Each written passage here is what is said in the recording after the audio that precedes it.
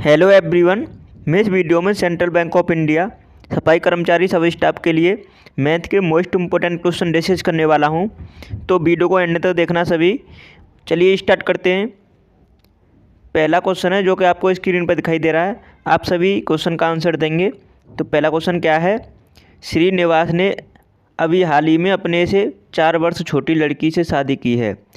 5 वर्ष के बाद उनकी औसत आयु 33 वर्ष होगी। लड़की की वर्तमान आयु ज्ञात कीजिए। इस क्वेश्चन का सभी आंसर दें। आपकी परीक्षा में ऐसे ही क्वेश्चन पूछे जाएंगे। तो चलिए सॉल्व करते हैं। यहाँ पर बोला है श्रीनिवास ने हाल ही में 4 वर्ष छोटी अपने से लड़की से शादी की है। तो मतलब श्रीनिवास इसका मतलब 4 वर्ष बड़ा है। 5 वर्ष के बाद उनकी औसत आयु 33 वर्ष होगी। औसत आयु 33 वर्ष होगी मतलब अगर हम दो हैं, दो लोगों की औसत आयु 33 वर्ष है तो इसका मतलब 2 से मल्टीप्लाई कर देंगे तो कितनी हो जाएगी? 66। दोनों की आयु का योग है 66। ये आपको ध्यान देना होगा। तो मतलब जो गर्ल्स है प्लस जो लड़का है बॉय, उन दोनों की आयु का योग है कितना? 66 वर्ष। अब यहाँ पर ये 5 वर्ष के बाद है तो ध्यान देंगे 5 वर्ष के बाद। तो हम ऐसा ना करें कि ये बाद की बोल रहा है तो हम इसे वर्तमान में लेके आएँ और 5 वर्ष मतलब लड़के की 5 वर्ष लड़की की, तो 10 वर्ष मतलब कम कर देंगे इसमें से। तो माइनस के 10 कर दो तो कितना हो जाएगा? 56, 56 ईयर। अब ये दोनों का योग आ गया 56 ईयर्स। ठीक है। अब बोला है 4 वर्ष छोटी लड़की से शादी की है। तो यहाँ पे देखेंगे लड़के की वर्तमान आयु ज्ञात कीजिए। अब हमें ये तो पता नहीं है लड़के की वर्तमान आयु कितनी है। इसमें दोनों की आयु का योग है 56 ईयर्स। ठीक है, वर्तमान में। लेकिन हमें अब क्या करना होगा कि इनमें से ऑप्शन से हम करना होगा ये क्वेश्चन। अब मान लीजिए इसमें लड़के की 30 वर्ष एज है। ठीक है, अगर मान लेते हैं 30 वर्ष से पहले ऑप्शन को चेक करते हैं तो लड़की की कितनी होनी चाहिए? लड़की की होनी चाहिए 26 वर्ष, क्योंकि 4 वर्ष छोटी है ना। तो 30 और प्लस 26 कितना हो जाता है? 30 प्लस 26 करेंगे तो 56, 56 ईयर होता है। तो हमारा मतलब ऑप्शन पहला ही मैच कर गया। अगर पहला नहीं करता तो तीनों चारों ऑप्शन को चेक करते। तो आशा करता हूँ समझ में आया होगा। इस तरह से आपको करना है। ये क्वेश्चन इंपॉर्टेंट क्वेश्चन है। दूसरे क्वेश्चन का आंसर करें। दूसरा क्वेश्चन क्या कह रहा है? अंजलि का वजन 60 kg है। 3 महीने बाद उसका वजन 20% बढ़ जाता है और अगले 3 महीनों के बाद 25% बढ़ जाता है। 6 महीने बाद अंजलि का वजन kg में कितना होगा? देखो सिंपल सा क्वेश्चन है और इम्पोर्टेंट क्वेश्चन है, ध्यान देंगे थोड़ा। मान लीजिए उसका मतलब यहाँ पर बोला है 60 kg वजन है। ठीक है, तो पहले 3 महीने में बढ़ रहा है कितना? 20%। 20% की फ्रैक्शन वैल्यू आपको सभी को पता होना चाहिए, 1/5 होती है। अब 5 पे 1 बढ़ गया मतलब 6 हो गया, तो 6 5 से। ठीक है, अब आगे बोल रहा है अगले 3 महीने में 25% बढ़ जाता है। 25% की फ्रैक्शन वैल्यू होती है 1/5, सॉरी 1/4। अब 4 से 1 बढ़ गया तो 5 हो गया, तो 5 हो गया 4 से। ठीक है, बढ़ के। अब आप इसे सॉल्व कर सकते हैं इजीली। कैसे करेंगे? तो इजीली सॉल्व कैसे करेंगे देखते हैं। तो देखो यहाँ पे 5 से कैंसिल हो गया 5, 4 से काट देंगे 15 बार और 15 छिक्का 90, तो 90 kg हो गया उसका वजन। 6 महीने बाद कितना हो गया? 90 kg। तो इस तरह आप इसे सॉल्व कर सकते हैं। सिंपल सा क्वेश्चन है। अब नेक्स्ट क्वेश्चन का आंसर करेंगे। तीसरा क्वेश्चन है। तीसरे क्वेश्चन का आंसर करें सभी स्टूडेंट। 20 व्यक्ति एक काम को 10 दिन में पूरा कर सकते हैं। उनके काम शुरू करने के 5 दिन बाद 5 और व्यक्ति उनके साथ जुड़ गए। संपूर्ण काम कितने दिनों में पूरा होगा? बताओ कितने दिनों में पूरा होगा संपूर्ण काम? तो देखो ऐसे इस टाइप के क्वेश्चन को कैसे करेंगे। 20 व्यक्ति एक काम को 10 दिन में पूरा कर सकते हैं।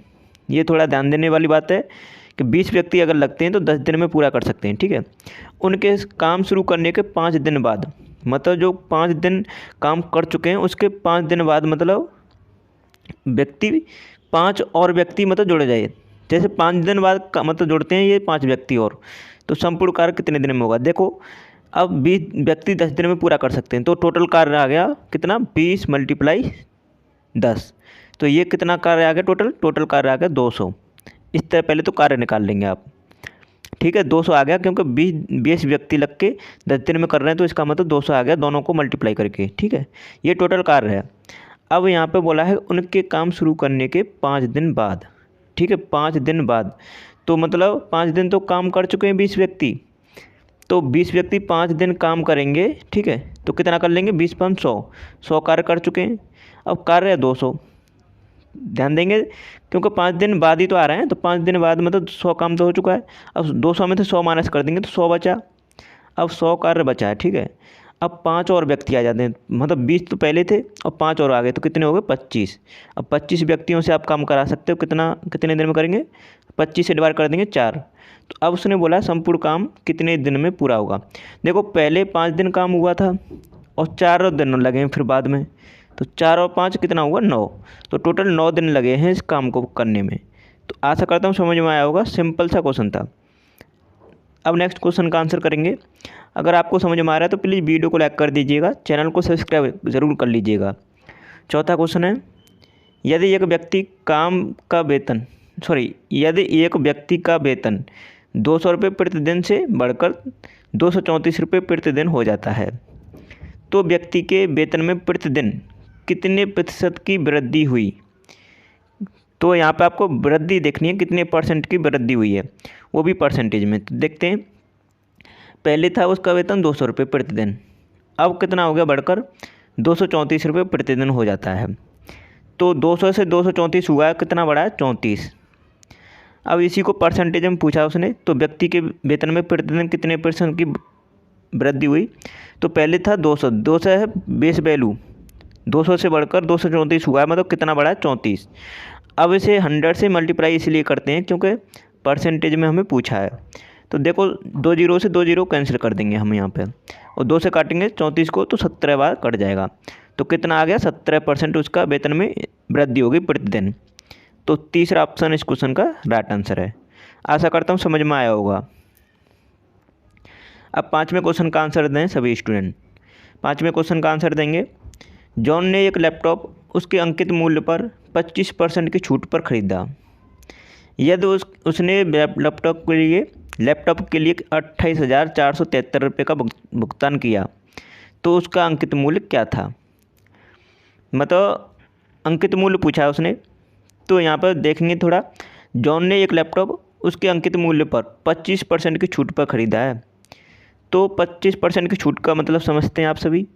अगर वो जैसे 25% की फ्रैक्शन वैल्यू होती है 1/4, सभी जानते हैं, और नहीं जानते हैं तो थोड़ा ध्यान रखिएगा। कैसे निकालते हैं फ्रैक्शन वैल्यू, आपको बता देता हूँ कम समय में। जैसे कि 25% को हम 100 से डिवाइड कर देंगे, परसेंट हटाने के लिए 100 से डिवाइड करते हैं, तो 25 से काटेंगे तो 1/4 आएगा।